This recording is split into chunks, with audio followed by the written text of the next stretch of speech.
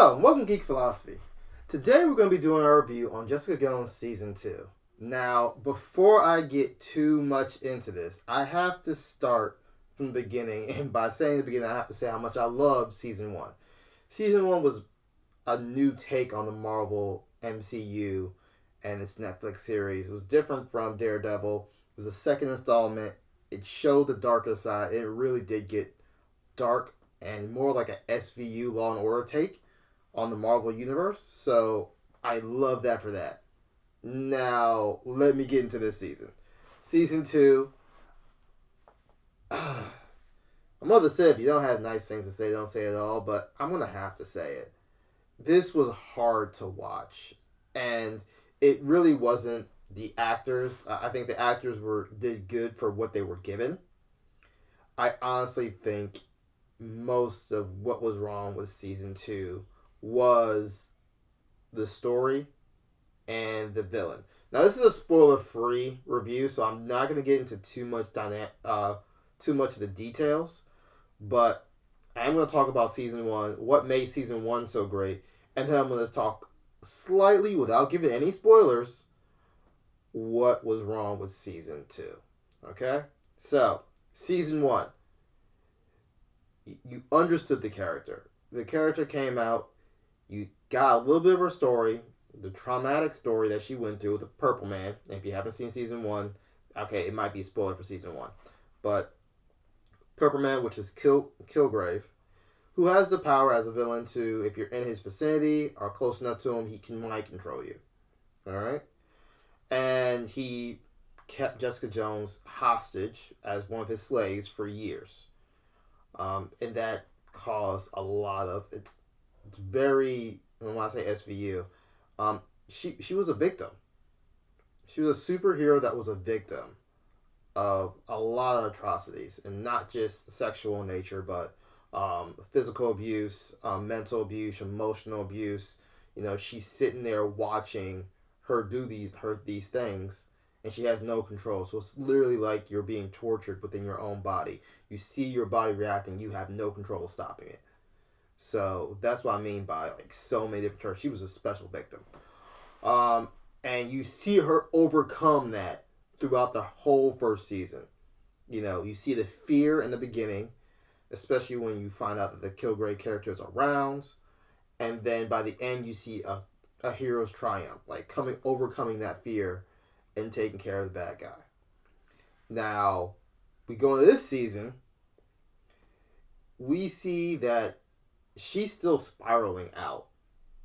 Even though she should have gotten a little bit of, she had a lot of character development in the first season, you see that character development kind of dwindle away. And then you see it dwindle away with all the other characters too. It's almost like every character in this show had a dark spiral. Like everyone was spinning out of control. And I couldn't understand why in the life you would have a triumphant story from the first season take a darker turn in this one. So that's one thing. The characters, again, they did a great job acting. The actors did a great job acting. You really believe they were spiraling out of control. But I didn't see the necessity of spiraling out of control like that for each character. Like there was no ray of sunshine or hope at all in this series. In the second season. And then you get into the villain, which, again, I'm not going to spoil it, but if you've seen my other videos, you know how I feel about Marvel and their villains. And they've had, out of, 15, 20 villains, they've had 3 good ones. Loki, which you can't knock on Loki. You had Kingpin, which is a great great villain in Daredevil. And then you had Kilgrave. You know, I'll put Cottonmouth in there too. I like Cottonmouth and Luke Cage. But those 4 villains out of 15 are the only ones that have like rised above the occasion and been like, alright, these are some good villains. You didn't hit the mark on the villain at all. And you try to make it, the story, try to make an emotional connection to help her get closure, but I feel like there was no closure, remotely close to any closure, and you didn't really get us emotionally invested in that closure. you just threw out something like, hey, this will be cool, let's throw that in there. And then I felt like they took a lot of women issues and just jumbled them all in there with no real path to why we did this. Just like, oh, this is hot, let's go ahead and put this. Oh, you know what? The Me Too movement, let's put this in here too. I feel like it was all last minute, let's just throw a bunch of garbage in there. And you throw a bunch of garbage in a series, you get garbage. So, as much as I had to force myself to watch the second season, I really was disappointed because I loved season 1. It was new, it was different. You had a chance to do something new and different with this one, and you really didn't.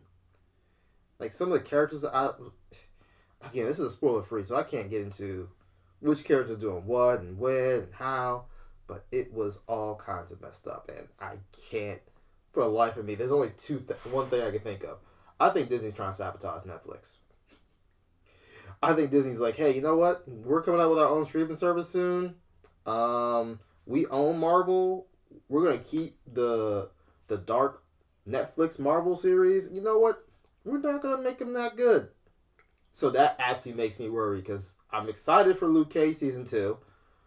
We're getting reports on who the villain might be and so forth now, but if they produce the same kind of storytelling as they did in Jessica Jones season 2, I'm worried. And Luke Cage was a very good season, a very good story. It's just, this is just so disappointing. I actually felt my brain cells dying as I watched this. So, I don't recommend season 2. I don't think it's needed. If you watch season 1, you watch Defenders. If they come up with a season 3, skip season 2. Because it did not do anything for me as far as watching. And I know that sounds kind of harsh, but that's just real. It was not enjoyable to watch. I don't recommend it to anybody. So, but if you want to check it out, you can go online on Netflix, check out the second season. Don't try to binge watch it. It'll hurt you. Emotionally and spiritually, it will hurt you. But yeah, that's it. What did you put in the comments? What did you think about Jessica Jones season 2? Do you think I was a little too harsh? Do you feel like that it was actually things that was enjoyable to watch in there? Let me know in the comments down below. And don't forget to hit that subscribe button and hit that bell to be notified of any videos in the future. Alright? Talk to you later. Geek Philosophy, Geek Way of Thinking. Have a great day. Thank you for stopping by Geek Philosophy. If you like this video, hit that thumbs up button, put your philosophies in the comments, and also hit that subscribe button so you can be notified of all future videos. Thanks for stopping by Geek Philosophy, the Geek Way of Thinking.